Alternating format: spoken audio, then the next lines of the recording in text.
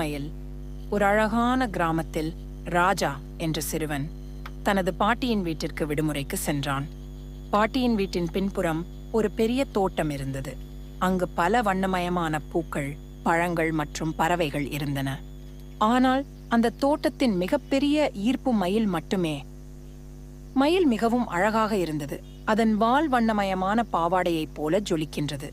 மழைக்காலத்தில் மயில் தன் இறகுகளை விரித்து நடனம் செய்யும் போது ராஜா அதனை பார்த்து ஆச்சரியப்பட்டான்.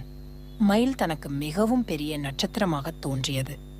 ஒரு நாள் ராஜா மயிலை அணுக நினைத்தான். மயில் சகோதரா, என்னுடன் நடனமாட முடியுமா என்று அவன் கேட்டான். ஆனால் மயில் அசைக்கவில்லை. ராஜா ஏமாற்றமடைந்து வீட்டிற்கு திரும்பி வந்தான்.